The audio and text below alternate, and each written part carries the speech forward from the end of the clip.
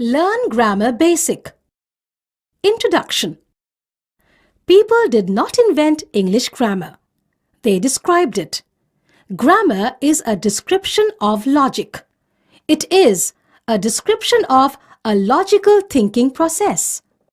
Human beings first uttered distinctive sounds to convey thoughts. Later, people made graphical representations of those sounds, a written language. Finally, people analyzed the language to determine the patterns and variations. That final step is grammar and analysis of the way a language functions. Grammar gives us an insight into the working of language. It is the art of putting the right words in right places. Noun. A noun is a word that represents a person, a place, or a thing.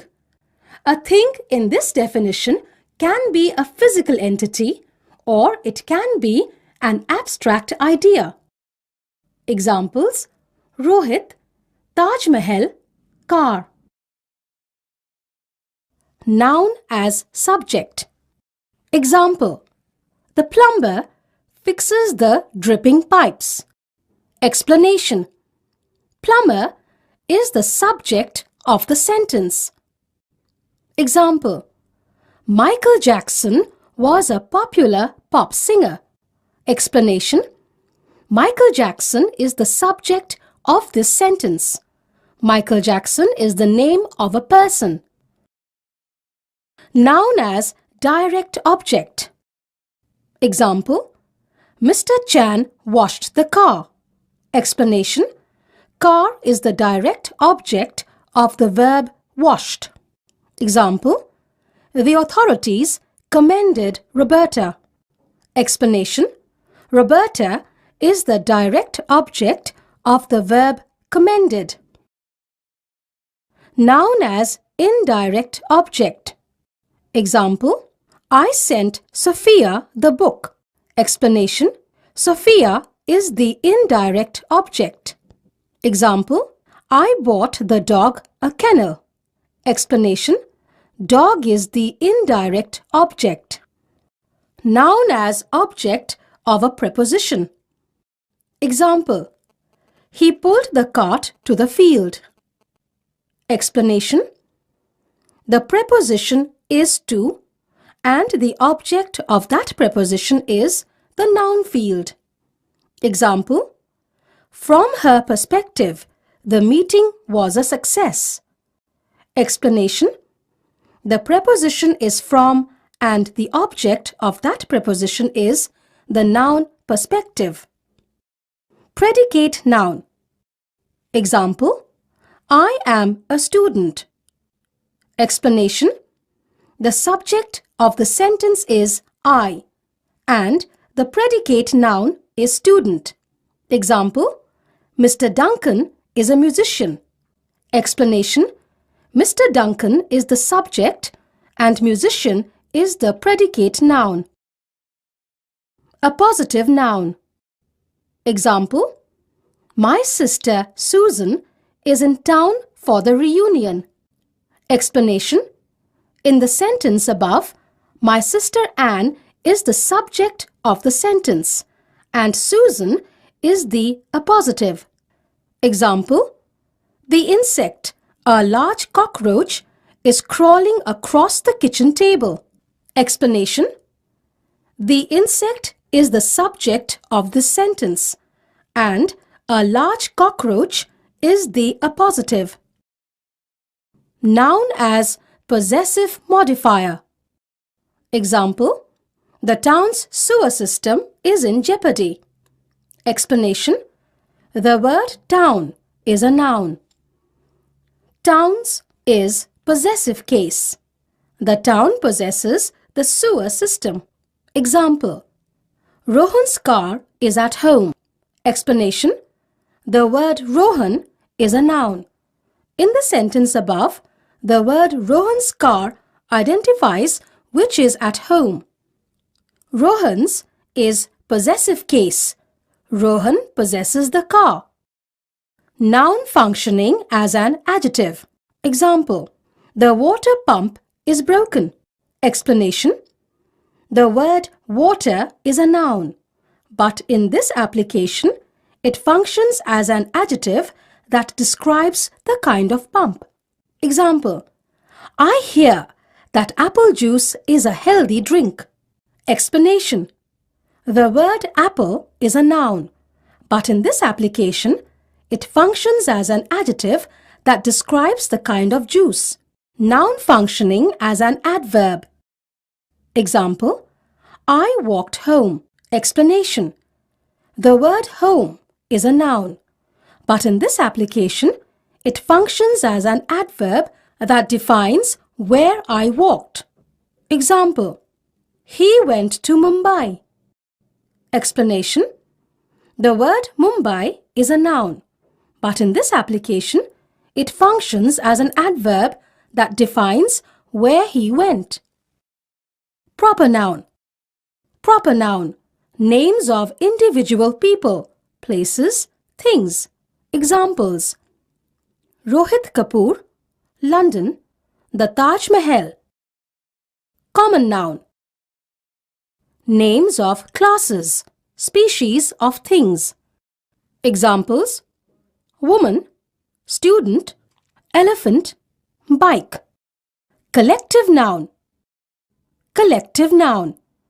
Names of groups of things.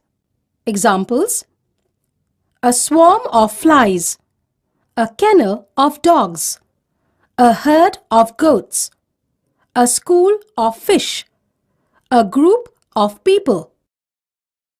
Abstract noun. Abstract noun.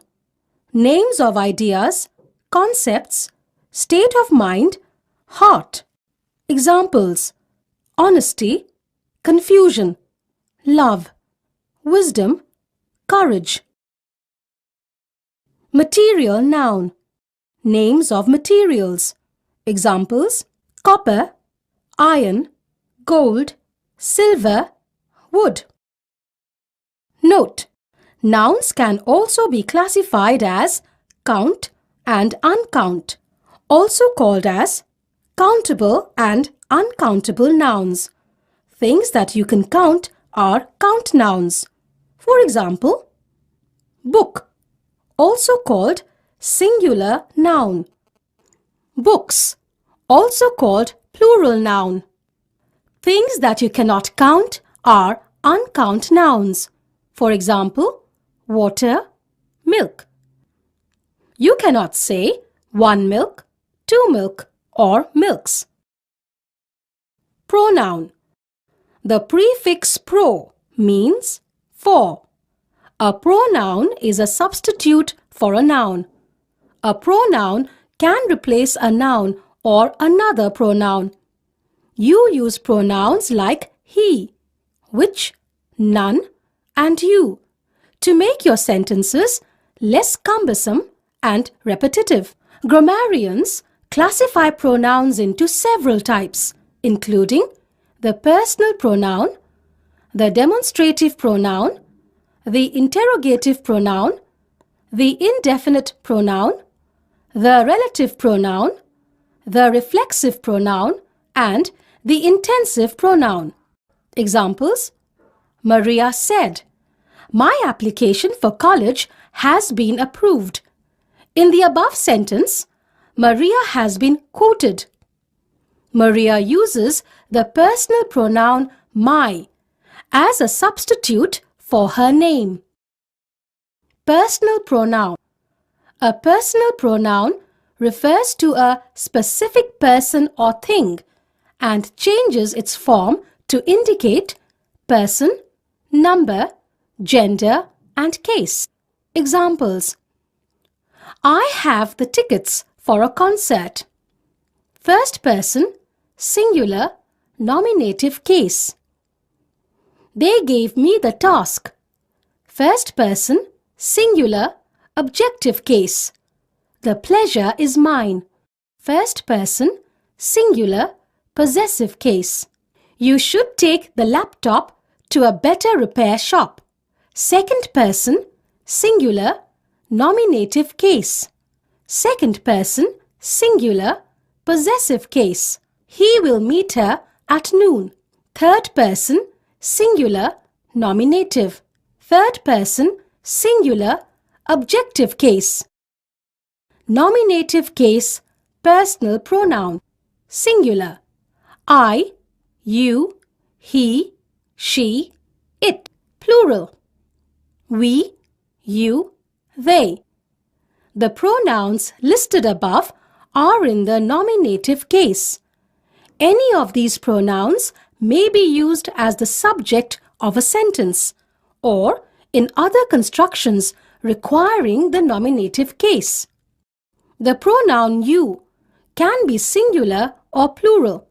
The pronoun it is used in the nominative case and is also used in the objective case.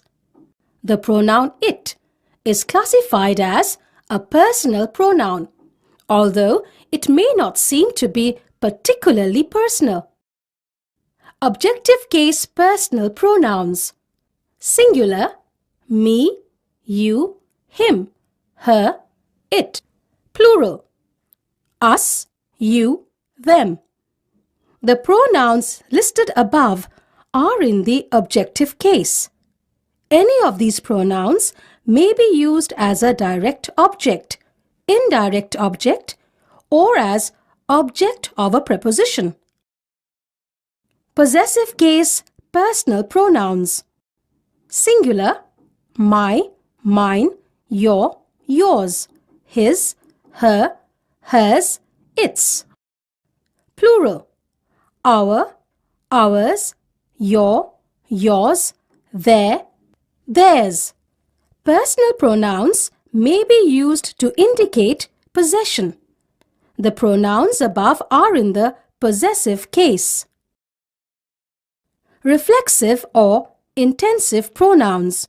Consider the following sentences. The birds are grooming. We don't know what the birds are grooming. A reflexive pronoun completes the expression. Reflexive. The birds are grooming themselves. Intensive. You must understand the subject yourself before you can explain it to other people. John himself is a comedian. Intensive pronouns create a redundancy. Interrogative pronouns. Examples: what, which, who, whom, whose. Interrogative pronouns are used to form questions. Who is President of the United States? Which department of company is currently the most efficient? Whatever did he say to make her cry like that? Relative pronouns. Examples: that, which, who, whom, whose. The grammatical term relative, as used in relative pronoun, means to relate. Relative pronouns may be used in complex sentences, such as sentences that have an independent clause and a subordinate clause. The relative pronoun relates the subordinate clause to the independent clause. The relative pronoun specifically relates to a word or words in the independent clause. It is correct to say that the relative pronoun relates the subordinate clause to an antecedent in the independent clause. The word antecedent means before or preceding. Demonstrative pronouns. Demonstrative, as used in the term, demonstrative pronoun means to identify. A writer or speaker uses a demonstrative pronoun to identify a person, place, or thing. Singular, this, that. Plural, these, those. This tastes good. That book is good. Those are unbelievable. These are bigger than those. Indefinite pronouns. Indefinite pronouns are generalized, non-specific references to people, places, or things. Following is a list of words that are indefinite pronouns. Singular. Another, anybody, anyone, anything, each, either, everybody, everyone, everything, little, much, neither, nobody, no one, nothing, one, other, somebody, someone, something. Plural. Both. Few, many, others, several. Singular or plural. All, any, enough, half, more, most, none, some. Some examples of indefinite pronoun usage are shown below. Anyone can play that game. Everyone enjoyed the movie. Peter didn't see anything suspicious. None came forward to claim the prize. All are welcome to attend the concert. Verb. Effective English language communication usually requires knowledge that each sentence contains a subject and a verb. The subject is sometimes defined as a person, a place, or a thing. The verb conveys an understanding of the action expressed, or it conveys the state of the subject. Example, Chris bought the book. The verb is bought. Chris acted. He bought something. The verb describes the action. Effective communication also requires identification of the thing Chris bought. The object that Chris bought was a book. The object of the verb bought is the book. Example, the car is black. The verb is conveys the state of the subject. The verb does not convey a sense of action. The car has a black state. Black is the color that describes the car. The word black is an adjective in the sentence, the car is black. Compound verbs. You construct a compound verb out of an auxiliary verb and another verb. In particular, you may use an auxiliary verb, also known as helping verb, with the verb in order to create the many of the tenses available in English. Example, the pen Tony was looking for is under the table. Here, the compound verb is made up of the auxiliary verb was and the present participle looking. Example, that dog has been barking for 3 hours. I wonder if someone will call the owner. In this sentence, the first compound verb is made up of the two auxiliary verbs has and been and the present participle barking.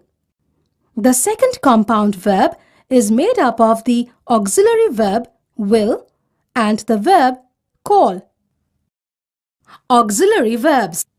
The most common auxiliary verbs are be, do, and have, and you may also use these verbs on their own. You use will and shall to express future time. For example, do you always take the bus to work? Have you washed your face? Other common auxiliaries are can, could, may, might, must, ought, should, will, and would. A verb like these is called a modal auxiliary and expresses necessity, obligation, or possibility. Example, can I go to school late on Tuesday? I could not go to the movies last night. I had to study. Transitive and intransitive verbs. One set of terms used to describe verbs is transitive and intransitive. Transitive verbs convey a sense of action, and the sense identifies whom or what the subject addresses. Example, Tom kicked the ball. The verb is kicked. The verb conveys a sense of action, and the sentence reveals what Tom kicked. An action verb can be transitive or it can be intransitive. Examples: I moved the ball. Transitive: I moved the ball smartly. Intransitive. Linking verbs. A linking verb connects a subject to a subject complement, which identifies or describes the subject. Examples: 1. The concert is waiting for the guitarist. In this sentence, the linking verb is links the noun phrase, the concert, to the identifying phrase, waiting for the guitarist, which is called a subject complement. 2. Some of us thought that the movie was very good. In this sentence, the verb was links the subject complement, very good, to subject, the movie. Forming and using verb tenses. English speakers form many verb tenses by combining one of the principal parts of the verb with one or more auxiliary verbs. In order to form verb tenses, you need a good grasp of the auxiliaries and the principal parts of the verb. There are 4 principal parts: the basic form, the present participle, the past form, and the past participle. The basic form. Examples: walk, paint, think, grow, sing. The infinitive form of the verb is a compound verb made up of the preposition to and the basic form of the verb. Examples: to walk, to paint, to think, to grow, to sing. To form the present participle, add ing, ing, to the basic form of the verb. Examples: walking, painting, thinking, growing, singing. The past form of verbs is a little trickier. If the verb is regular or weak, you can create the past form by adding ed, d or t to the present form. When a basic form ends in y, you change the y to I. Examples: walked, painted, thought, grew, sang. The past participle of regular verbs is usually identical to the past form, while the past participle of irregular verbs is often different. Examples: walked, painted, thought, grown, sung. Irregular verbs form the past participle and the past form without ed or t, and frequently their past form and past participle are different. For example, the past form of the verb break is broke and the past participle is broken. Modal verbs. All auxiliary verbs except be, do and have are called modals. Unlike the other auxiliary verbs, modals only exist in their helping form. They cannot act alone as the principal verb in a sentence. The modal verbs are can, could, may, might, must, shall, should, ought to, will, would. Examples: can. He can speak French. Can you help me? Could. Could I borrow your DVD? Could you say it again more slowly? May I have another cup of tea? You may leave the table once you have finished your meal. Might. They might not come to the party. Must. You must look good for your interview. We must say goodbye now. Ought to. We ought to employ an accountant. Shall. Shall I help you with your luggage? Shall I do that for you? Should. I think we should check everything again. Sensex should soar next month. Will. I'll get back to you first thing on Monday. Profits will increase next year. Would. Would you prefer tea or coffee? Would you like to play cricket this Sunday? Tenses. Tenses can show the time of a verb's action or being. The verb ending is changed to show roughly what time it is referring to. Time can be split into 3 periods: the present, the past, and the future. The tenses are simple, continuous, and perfect. Simple present. The simple present tense is used to discuss permanent situations and the frequency of events. Example 1. I do my homework every day. Present continuous tense. When we talk about events that are actually happening now, we use the present continuous tense. Example: I am going to market. He is driving car. Present perfect tense. The present perfect tense is used to talk about a past time, which has very strong meaning for the present. Example 1. I have seen that movie 5 times. 2. He has never travelled by train. Present perfect continuous tense. The present perfect continuous tense is often used with, for, or since to describe how long something has been happening up to now. Example 1. She has been working at that company for 4 years. 2. What have you been doing for the last 30 minutes? Simple past tense. The simple past tense is used to talk about actions that happened at a specific time in the past. Examples: last year, I travelled to America. Did you have dinner last night? Past continuous tense. We use the past continuous tense to describe past action over a period of time. Example 1. I was studying while she was preparing dinner. 2. What were you doing when the earthquake started? Past perfect tense. The past perfect tense is used to go further back in time and when we are already talking about the past. It can make it clear that something had already happened at the time we were talking about. Example 1. I had never seen such a beautiful beach before I went to Goa. 2. George had driven many cars before he received his driving license. Past perfect continuous tense.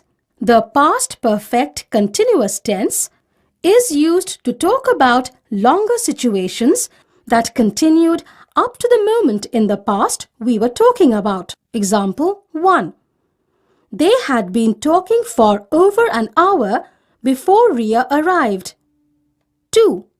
Peter was tired because he had been jogging. Simple future tense. Simple future tense.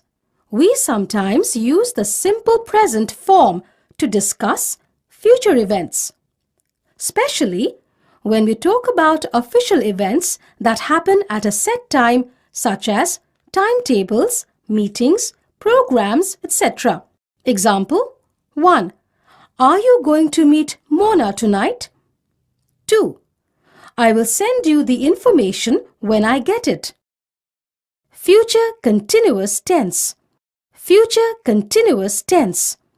The present continuous tense is often used to ask about and discuss future agreements or plans with just the addition of a future time, but only when these agreements are certain. Example 1. I will be waiting for you when your train arrives. 2. We will be leaving here at 8:30 p.m. Future perfect tense. You can use the future perfect to form or to say that something will have happened by a certain time in the future. Example: This time next year, I will have passed my graduation. Using going to.